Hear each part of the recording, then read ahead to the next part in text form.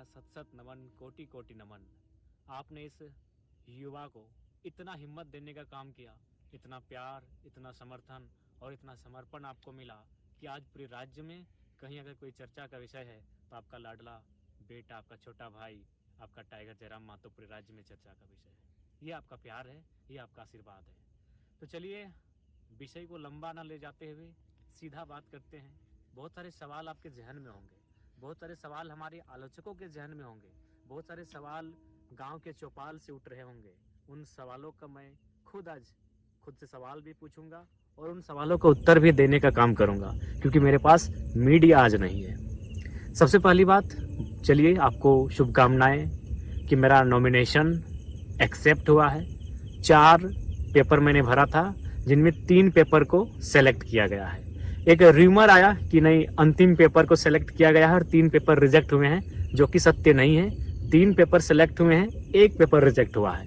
अब रिजेक्ट क्यों हुआ है, थोड़ा सा कारण बता देते हैं कि बहुत सारे लोग कहने लगे कि पढ़े लिखे नौजवान और गलती कर रहे हैं। तो एक बात क्लियर आप जान लीजिए कि नॉमिनेशन। अब एक सवाल ये आ रहा है, भाग गए, फरार हो गए। मैं आपसे पूछना चाहूंगा कि भागने का अर्थ, भागने की को कैसे आप परिभाषित करेंगे। मान के चलिए हम किसी नदी के बीचों बीच हैं और नदी के जो पानी है, उस पानी को जिम्मेवारी मिली है कि जयराम महतो को घेर कर रखना है। तो जाहिर सी बात है, या तो मुझे नीचे सुरंग बना के निकलना होगा या तो उड़ के निकलना होगा, क्योंकि पानी की जिम्मेवारी है। या फिर अगर मुझे साइड से निकलना है, जिस तरह निकलेंगे, तो पानी को खुद रास्ता देना होगा। बिल्कुल यही बोकारो में जहां मेरी सभा हो रही थी, बिल्कुल चारों तरफ गोलाकार पुलिस खड़ी थी, हाथ से हाथ मिलाकर पुलिस खड़ी थी। आप वीडियो देख लीजिएगा। तो फिर हम कैसे निकलें? जाहिर सी बात, उन्होंने रास्ता दिया है। जी हाँ, उन्होंने ही रास्ता दिया है। मैं स्वयं उस वीडियो को वायरल करूंगा। पुलिस बैक पर आई है और स्कॉर्पियो के बोनट पर बैठकर कोई फरार होता है भाई। अब सवाल है कि मैंने 1 मई नॉमिनेशन में जाने से पूर्व रात को 2-2:30 बजे शमशान घाट में बैठकर मैंने वीडियो 3 बनाया था।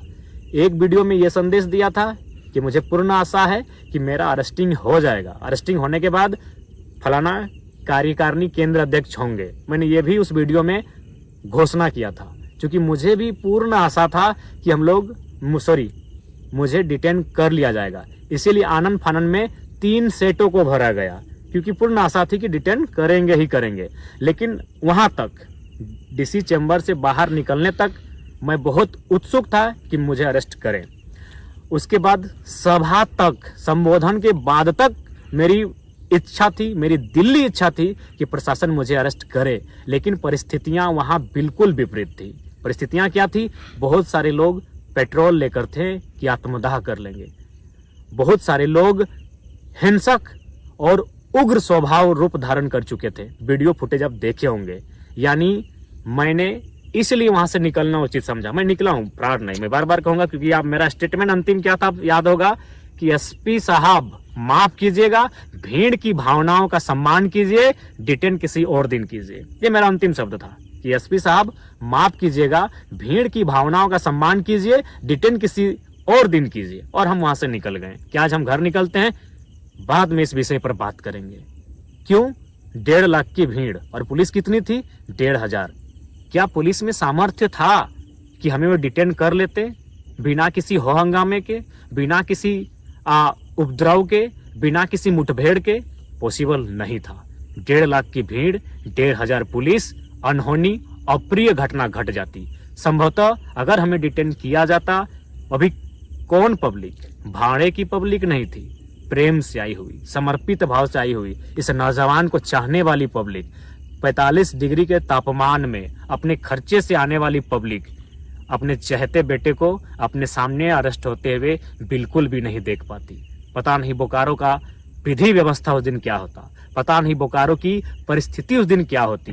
कहीं कुछ अप्रिय हिंसक घटना ना घट जाए, इसलिए मैंने बिल्कुल स्कॉर्पियो के बोनट से कहा कि एसपी साहब माफ कीजिएगा, भीड़ की भावनाओं का सम्मान कीजिए, डिटेन किसी और दिन कीजिए। आप चाहे तो उस सभा में मौजूद तमाम मीडिया रिपोर्टर से पूछे, तमाम पुलिस के पदाधिकारियों से पूछे या जनमानस से पूछे। मेरा यही अंतिम स्टेटमेंट था, क्योंकि आसान नहीं था भीड़ को नियंत्रण कर पाना, आसान नहीं था मुझे वहां से डिटेन करके ले जाना। क्योंकि आप भी जानते हैं, आप हमें पसंद करें या ना करें, मैं ये अपने आलोचकों के लिए और विपक्ष के लिए कहना चाहूंगा, लेकिन ये आपको मानना होगा, आज लोगों के आशीर्वाद ने मुझे झारखंड का जन नेता बनाया है। आज 45 डिग्री के टेम्परेचर में लोग बिना अपना खर्च से गए थे, और आप एनडीए और यूपीए के प्रत्याशी कितने लोग अपनी मर्जी से गए थे और कितने लोग साधन जुटाने के बाद गए थे नामांकन रैली में, ये बताने की आवश्यकता नहीं है। गांव में चर्चा है कि टेम्पो में कई रुपया दिया गया था और बोलेरो वालों को कई रुपया दिया गया था और दिन भर रहने का कई रुपया दिया गया था, ये किसी से छुपा नहीं है। मैं कह रहा हूँ 10%,